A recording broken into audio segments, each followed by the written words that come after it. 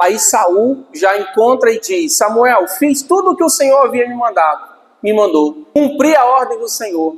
E Samuel diz: e esse som que eu ouço de cordeiros e bois? Aí Saul diz assim: não, mas eu preservei esses animais, os melhores, para oferecer ao Senhor. E Samuel diz para ele: você não sabe que para Deus é melhor obediência do que sacrifício? Deus mandou que você obedecesse. O prazer do Senhor é que você obedecesse e não que você sacrificasse. Depois de pedir algumas vezes para Samuel o perdão, Samuel disse: não, eu não vou oferecer sacrifício com você. Eu não vou voltar com você. Saul vai então e rasga uma parte do manto de Samuel. Olha bem, ele rasga uma parte do manto do profeta. E aí Samuel diz para Saul: da mesma forma Deus rasgou o seu reinado sobre Israel. Só que com Davi também acontece um pecado, e um pecado grave. E aqui então Natã, agora um outro profeta, chega para Davi e conta uma história para ele. Olha, havia um homem pobre e um homem rico. O pobre tinha uma ovelhinha e o rico muitas ovelhas e gado. E certo dia chegou um viajante para se hospedar na casa do rico. E o rico não pegou do seu cordeiro, do seu bezerro. Ele manda pegar a ovelhinha do pobre. E a ovelhinha era como uma filha para o pobre. Foi criada junto com a família, comia com a família. E Davi, irmãos, com senso de justiça. Davi, eu gosto de Davi. Davi, aquele senso de justiça, sabe? Digno de morte é o tal. Agora ele vai ter que restituir 4 vezes a ovelha do pobre que ele pegou, porque agiu sem misericórdia. Olha bem. E Natã olha nos olhos de Davi e fala assim: você é o tal. Bom, né? Seria bom, né, irmãos, a gente ter pessoas de Deus na vida da gente, para chegar assim nos nossos olhos e falar a verdade, né? Tá vendo isso que você fez? Você é o culpado, você é o responsável. E Davi, coisa linda, irmãos, que Davi faz. Ele se rende, ele se arrepende.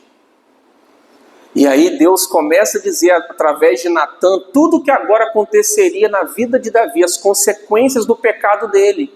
Morte na família.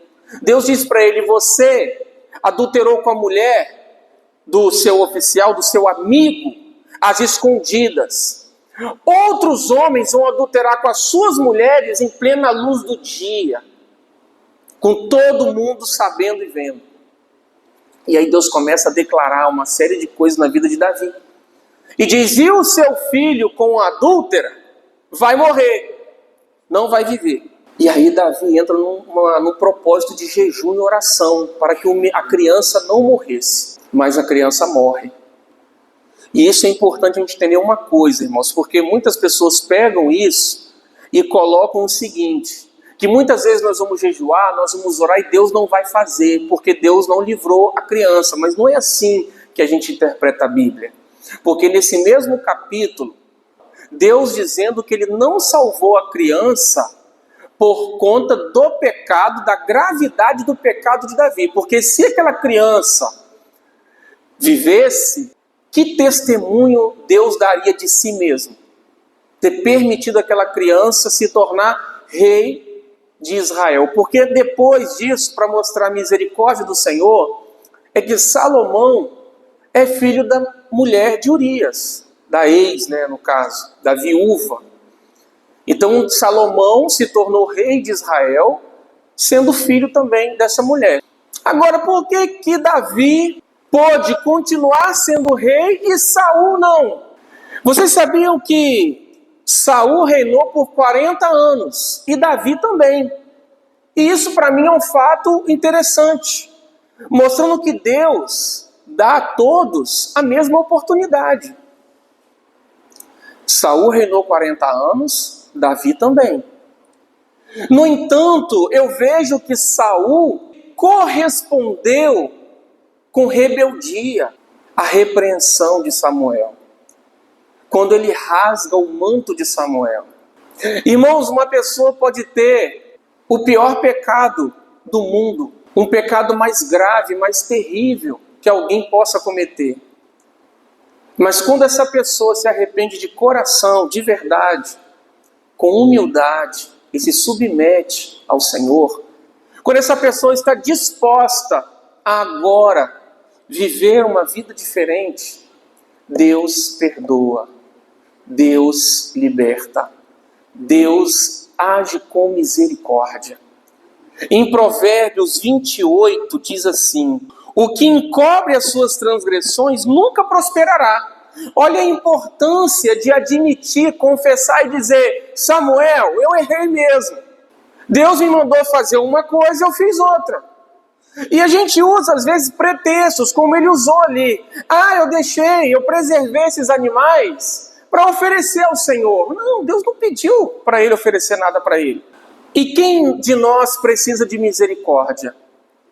Nós sabemos que estamos de pé pela misericórdia do Senhor. Se saímos para trabalhar, para estudar, ou para ir ao mercado, e somos livrados, irmãos, é pela misericórdia.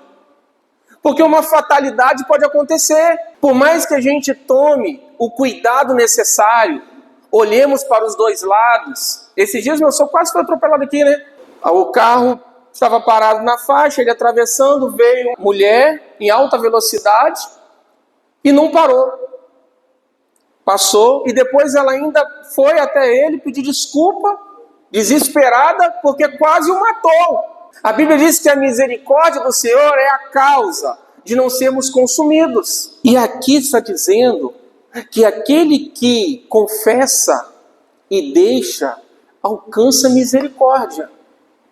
Então Deus age com misericórdia quando nós admitimos o erro. Não foi o que aconteceu com Adão. Depois de comer do fruto da árvore que ele não deveria comer, e Deus pergunta: Adão, porventura você comeu do fruto que eu disse para você não comer? Deus sabia, irmãos, que Adão tinha comido do fruto? O que vocês acham? Deus sabia? Sabia. Então o que Deus perguntou? Porque ele queria ouvir de Adão. E o que Adão fala para Deus? Olha lá, ó, a culpada. A mulher que tu me destes, essa me deu do fruto. Aí a mulher faz o quê? A serpente. Um culpando o outro. E aí Deus diz para Adão, então por tua causa, Adão, maldita será a terra por tua causa.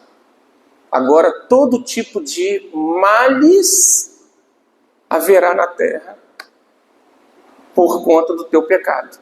Enquanto Saul ficou implorando para Samuel adorar com ele, sacrificar com ele, ele fala, sabe o que para Samuel? Fale com o teu Deus para ter misericórdia de mim.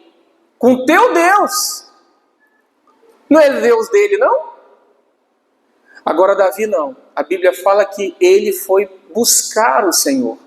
Ele jejuou e se arrependeu e foi para os pés do Senhor. Então Davi, ele tinha uma intimidade, uma honestidade com Deus, uma sinceridade de falar com Deus os erros dele, os pecados dele. Ele dizia que uma coisa ele buscava, ele pedia, que era habitar na casa do Senhor todos os dias para meditar no seu templo. Davi tinha uma sede, um amor pelo Senhor muito intenso. E ele então reconheceu o seu pecado e, é claro, deixou o pecado. Agora, o que leva, muitas vezes, essa rebeldia, como foi a de Saul, de rasgar o manto de Samuel? Irmãos, às vezes nós agimos assim. Pessoas à nossa volta agem assim. Você já teve uma experiência de ter que falar para alguém uma falha e ela te recebeu com dureza, com rebeldia, com oposição? Às vezes a gente fica até com receio de falar certas coisas para algumas pessoas para não sermos recebidos com dureza, é ou não é? Com grosseria, é ou não é?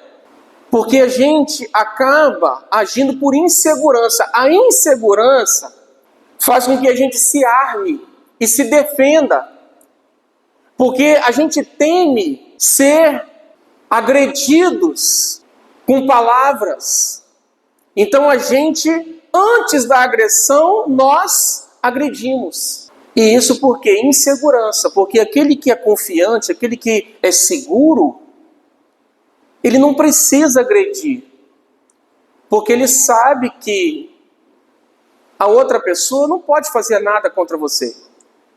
Então, se você tem essa segurança que a outra pessoa não pode te atingir, ela não pode atingir os seus sentimentos, a sua mente, a sua psique.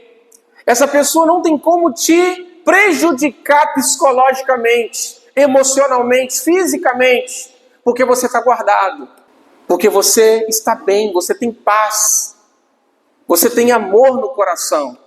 Então você reage de forma diferente.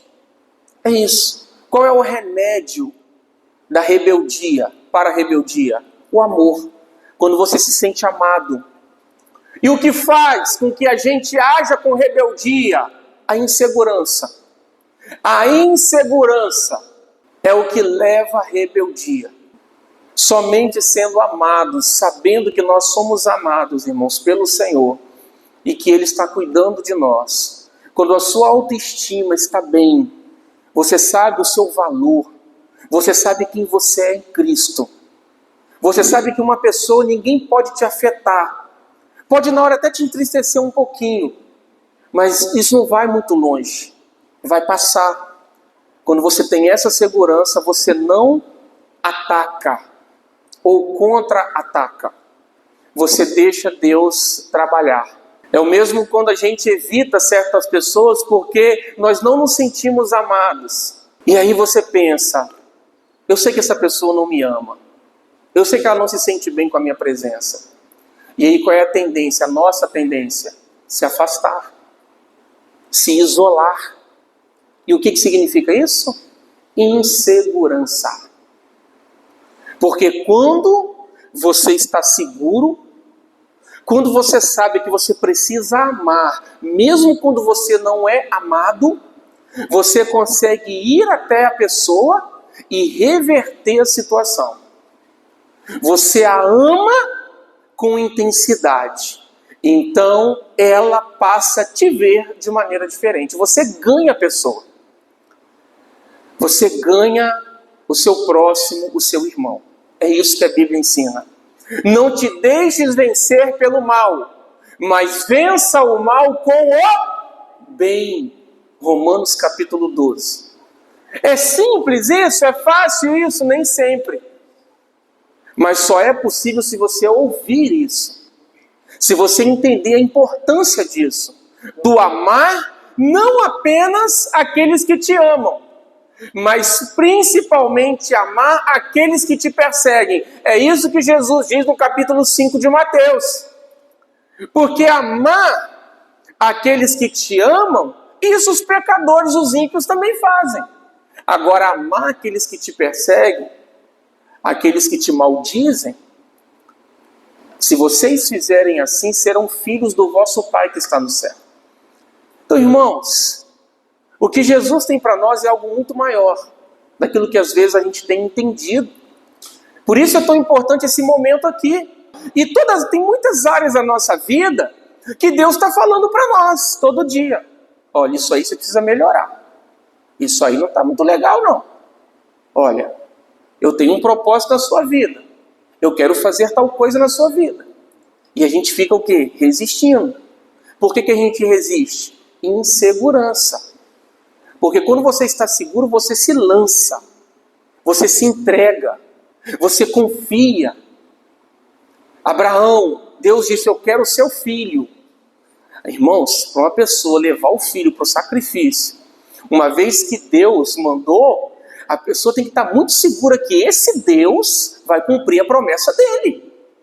A Bíblia diz no capítulo 11 aos Hebreus que Abraão acreditou que Deus ressuscitaria Isaac, porque uma vez que ele havia prometido e havia dado o filho a ele, como agora Deus iria tirá-lo? Então Abraão ia obedecer. Confiança, segurança. Você só se entrega e só entrega tudo quando você está seguro e sabendo, Deus vai fazer muito mais. É difícil entregar essa área da minha vida? É difícil ser transformado nessa área? Me santificar? É difícil amar? É difícil perdoar? Mas eu vou fazer. Você está entregando para Deus. E aí Deus faz infinitamente mais do que pedimos ou pensamos. Foi como o caso de Ana. Ela disse, Senhor, me dê um filho varão, um homem, que eu vou te entregá-lo. E ele vai te servir todos os dias da vida dele. E ela entregou Samuel. Sabe o que aconteceu? Ela teve mais 5 filhos depois de Samuel. Então, quando você confia e entrega, Deus não te deixa desamparado. Ele supre a sua necessidade porque Ele te ama. Ele te ama. 1 João 3, 21, 22. Se o nosso coração não nos condena, temos confiança diante de Deus. E qualquer coisa que lhe pedirmos, dele a receberemos, porque guardamos os seus mandamentos e fazemos o que é agradável à sua vista. Irmãos, coisas que estão no nosso coração, que Deus já falou, entrega, se arrependa, deixa eu transformar, muda a sua forma de pensar, muda a sua forma de agir. Isso gera orações respondidas. Muitas vezes as pessoas estão orando e não sabem por quê. Será que Deus não quer fazer? Será que os céus de bronze estão sobre? Não existe mais céu de bronze, irmãos. No Novo Testamento, o véu foi rasgado de cima a baixo. O que separava você do Criador não separa mais. Jesus levou seus pecados. Jesus agora te deu um livre acesso ao trono da graça. O autor aos Hebreus diz, cheguemos com confiança, com ousadia, diante do trono da graça, para recebermos dele o socorro no momento oportuno. Jesus disse, até agora nada pedistes em meu nome. Peçam e recebam, para que a alegria de vocês seja completa. Nada pedistes até agora em meu nome, por quê? Porque até então Jesus não havia chegado, não havia morrido. Agora Jesus veio, você pode pedir no nome dele. Peçam e recebam, para que a alegria de vocês seja completa. Mas então por que eu tenho orado e às vezes eu sinto Deus distante? Pode ser falta de confiança nele, por não saber o quanto o seu Deus te ama, por não entender o que ele está disposto a fazer por você. Essa confiança, às vezes, talvez você não adquiriu ainda. Mas também pode ser por algo, por coisas que ele quer que o seu coração se arrependa, entregue. E aí o teu coração não vai te condenar mais. Amados, se o nosso coração não nos condena, temos confiança para com Deus. Então é o seu coração. Precisamos sondar o nosso coração e saber o que precisamos ainda entregar, confessar e deixar. Como que eu faço isso? Como que eu analiso o meu coração para saber se o meu coração está em linha com a vontade de Deus ou não? Como? Como que eu posso discernir o meu próprio coração? Hebreus 4:12. Porque a palavra de Deus é viva e eficaz, e mais cortante que uma espada de 2 fios, e penetra até a divisão de juntas e medulas, de espírito e alma, e é apta para discernir os pensamentos e as intenções do nosso coração. Então, à medida que você vai aprendendo essa palavra, e você vai meditando nela, e você vai pedindo ao Espírito Santo para te dar clareza de tudo que está nela, essa palavra vai te mostrar, opa, isso que está aqui no meu coração não é de Deus não. Esse sentimento que eu estou sentindo aqui não é de Deus não. Esse pensamento que está aqui agora não é de Deus não. E aí o próprio Deus, à medida que você confia nele, busca ele, entrega para ele, ele vai te transformando e te dando capacidade de pensar diferente, de sentir diferente, de agir diferente. E aí você tem confiança diante de Deus, porque o seu coração não mais te condena. E você, tudo que pedir, ele está dizendo que ele vai atender. Vamos pôr de pé? Agradecer ao Senhor?